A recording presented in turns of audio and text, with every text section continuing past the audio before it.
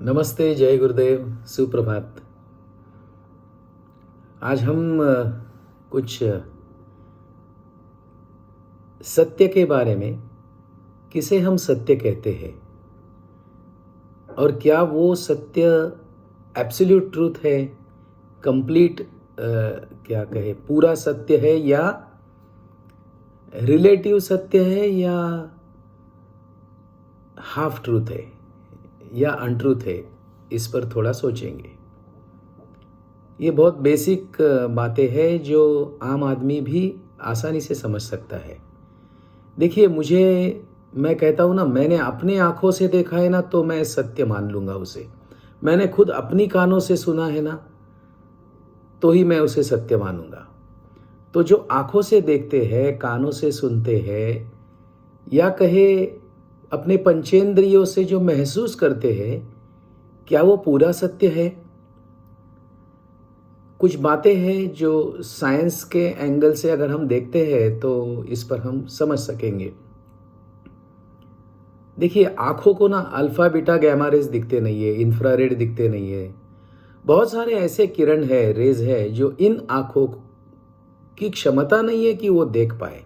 इसका मतलब ये नहीं कि वो है नहीं, मतलब है लेकिन मुझे नहीं दिखते हैं, तो मैं ये अपनी धारणा बना लेता हूं कि वो नहीं है।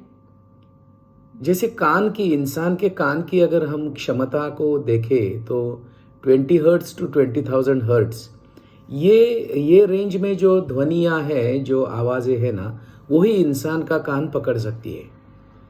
तो अभी भी अस्तित्व में आपके मेरे इर्द गिर्द 20 हर्ट्स के नीचे के भी बहुत सारे आवाज़ें हो रही है, चल रही है, ऊपर की भी हो रही है, 20,000 हर्ट्स के ऊपर की भी।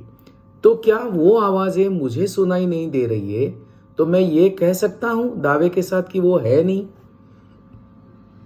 कुत्ते के कान अलग है, ईगल का आंख अलग है। तो ये ना मेरे बॉडी माइंड इंस्ट्रूमेंट की जो रचना है, उसमें जो मर्यादाएं है ना, वो मर्यादा में जो मुझे महसूस होता है ना, उसी को मैं अंतिम सत्य या पूरा सच या एब्सोल्यूट ट्रूथ मानता हूं।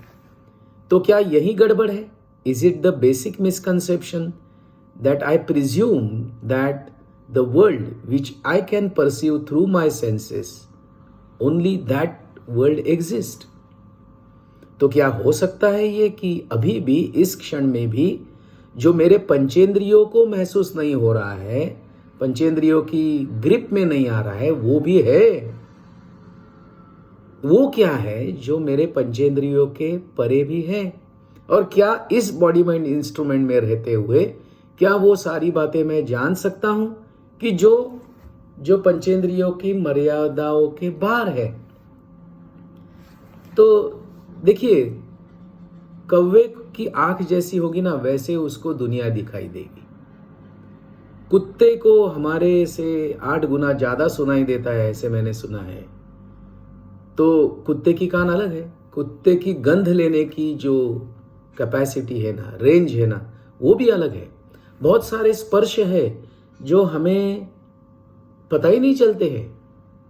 और ये सारे पंचेंद्रियों की लिमिट्स में, मर्यादाओं में हम जीवन व्यतीत करते हैं, और उसी को हम अंतिम सत्य मानते हुए पार्शियल ट्रूथ में जीते हैं, या कहे असत्य में जीते हैं, या कहे एब्सोल्यूट ट्रूथ से बहुत दूर रहते हुए भी अपनी जिंदगी बिताते हैं।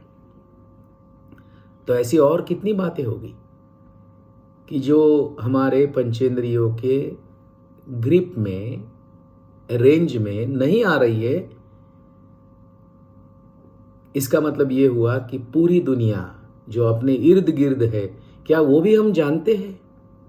तो किसे कहेंगे रिलेटिव ट्रुथ, किसे कहेंगे पार्शियल ट्रुथ, किसे कहेंगे एब्सोल्यूट ट्रुथ? और क्या ऐसा कुछ संभव है जिसे हम कहे बियॉन्ड ट्रुथ, सत्य के भी परे? ऐसा कुछ हो सकता है? सोचने वाली बात है, सोच सकते हैं।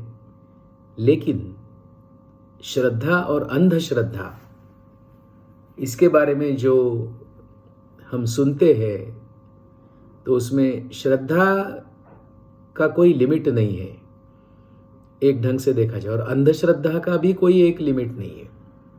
तो क्या फर्क है अंधश्रद्धा और श्रद्धा में? तो साइंस को मानने वाले, जानने वाले, या कहे एंशिएंट साइंस को न मानने वाले क्या कहते हैं कि कुछ बातें तो सारी बकवास है। तो बकवास क्यों है? क्योंकि वो हमारे समझ में नहीं आती है। तो क्या मेरे समझ में नहीं आता है, मुझे नहीं दिखाई पड़ता है, मुझे नहीं सुनाई पड़ता है, मैं अनुभव नहीं कर सकता हूं, इसका मतलब क्या वो नहीं है? कुछ साल पहले ये दुनिया मानती थी कि ये जो अर्थ है, पृथ्वी है ना, ये फ्लैट है, समतल है। कुछ साल के बाद माने नहीं ये गोल है। कुछ समय पहले हम मानते थे कि सूरज पृथ्वी के चक्कर लगाता है, लेकिन साइंस ने ही साबित किया है कि नहीं, चक्कर तो पृथ्वी लगाती है। और यही तो बात वेदों में कही है ना। लेकिन वेदों में जो बातें कही है या उपनिषदों में जो बातें कही है, उसमें और हम में कुछ मिसिंग लिंक है क्या?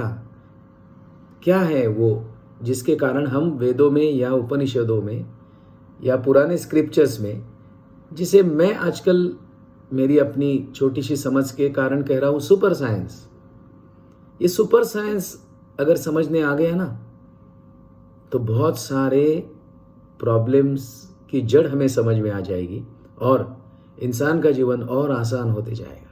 तो इसको डिकोड करना जरूरी है, समझना जरूरी है। मुझे नहीं समझता है इसलिए मैं नहीं मानूंगा, मुझे नहीं एक्सपीरियंस होता है इसलिए उसका एग्जिस्टेंस मैं डिनाई करूंगा। क्या ये अंधश्रद्धा है? तो रिक्वेस्ट है आपको, आपकी अपनी श्रद्धा और अंधश्रद्धा की व्याख्या करें और उस व्याख्या से सारी बातें समझें, तो शायद हमारे हाथ बहुत बड़ा खजाना लग सकता है। बहुत बहुत धन्यवाद। जय गुरुदेव।